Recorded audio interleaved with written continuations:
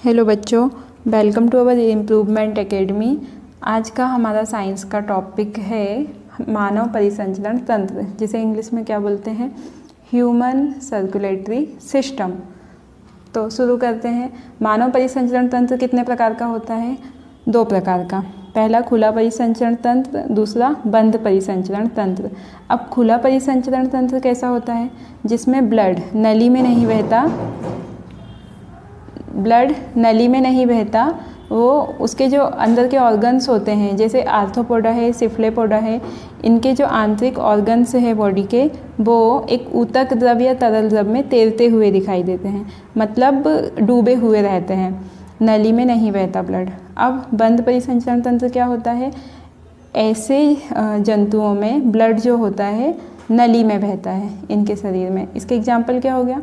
मानव, Chordata और Annelida. अब Chordata में कौन आता है? जिसके शरीर के अंदर हड्डियों का ढांचा होता है, वो सब कॉर्डेटा में आते हैं। एनिलिडा क्या होता है? एनिलिडा जिसमें केचुआ, जौक, नैरिस ये सब आते हैं। जब हम संघ वाला एक अलग से टॉपिक पढ़ेंगे, उसमें ये सारे इसके डाउट क्लियर हो जाएंगे कि कौन से संघ में कौन से जंतु आते हैं। अब मानव का जो परिसंचरण तंत्र होता है, नली में तो बहता है, लेकिन इसमें भी 2 सर्कुलेटरी सिस्टम आते हैं। एक ब्लड का अलग से है पूरा टॉपिक, और एक लसिका का। तो इसको डिटेल्स में जब ब्लड देखेंगे और लसिका उस पर पढ़ेंगे। अब रुधिर परिसंचरण तंत्र को कितने भागों में बांटा गया है? तो 3 भागों में बांटा गया है। पहला है हार्ट, हृदय, एक है ब्लड और एक है रुधिर वाहिनियाँ। ये रुधिर परिसंचरण के 3 भाग हो गए। फर्स्ट क्वेश्चन डायरेक्ट, रुधिर परिसंचरण तंत्र को कितने भागों में बांटा गया है? तो 3 भागों में बांटा गया है, हार्ट, ब्लड और रुधिर वाहिनियाँ। तो इन तीनों में भी हम सबसे पहले देखेंगे हमारा हार्ट या हृदय। अब सारे जंतुओं के शरीर में हार्ट की संरचना भी अलग अलग होती है, तो हम यहाँ पे क्या पढ़ रहे हैं?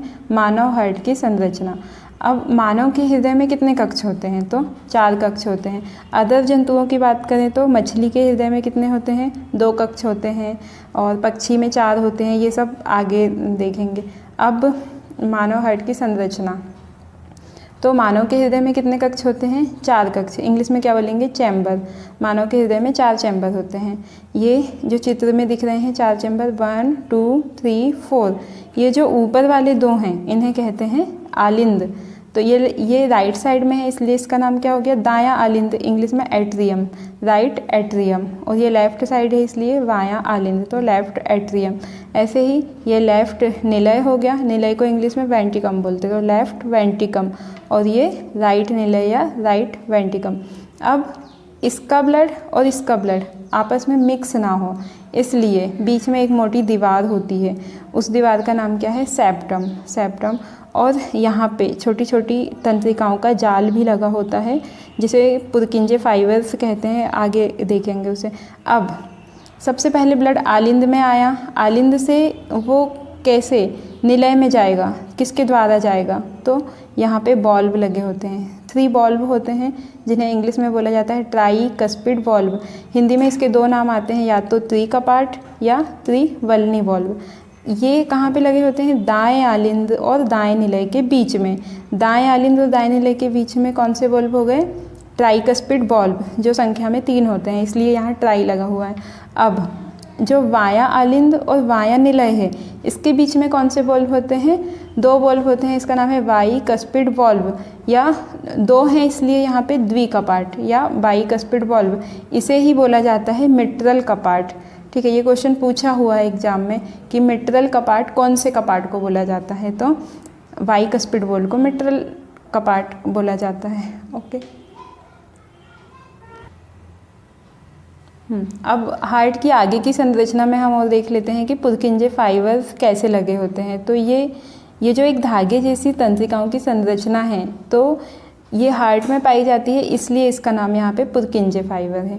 ठीक है। अब 2 नोड होते हैं, जिससे धड़कन का निर्माण होता है हार्ट में। तो धड़कन कैसे बनती है, वो जब हम हार्ट की प्रोसेस देखेंगे नेक्स्ट वीडियो में, उस पर बताऊंगी मैं। अभी ये सिर्फ हार्ट की संरचना है। तो साइनोट्रियल नोड, या इसे शॉर्टकट में बोलते हैं SN नोड, तो ये कहाँ पे होता है? हमारा दाएं आलिंद में। इसी प्रकार एट्रियोवेंट्रिकुलर नोड, शॉर्टकट में AVN, ये कहाँ पे होता है? ये ये जो हमारा महाधमनी से आती हुई एक तंत्रिका है, वहाँ से ये होता है, तो ये यहाँ पे आके खुलता है, इसलिए इसका नाम क्या है, एट्रियो वेंट्रिकुलर नोड। और अगर यहाँ ध्यान से देखें तो ये, एक मिनट, यहाँ पे लगा हुआ है आर्ट्रियल मतलब धमनी, साइनो आर्ट्रियल नोड, और यहाँ पे लगा है वेंट्रिकुलर। वेंट्रिकुलर ये निलय से होता हुआ आता है, इसलिए इसका नाम है एट्रियो वेंट्रिकुलर नोड। तो ये थी हमारी पूरी हार्ट की संरचना। ओके, अब मिलते हैं नेक्स्ट वीडियो में। Thank you so much for watching my video. तो बच्चों, हमारे इस चैनल को लाइक करें और सब्सक्राइब करें। Welcome to our Improvement Academy for next video. Thank you so much.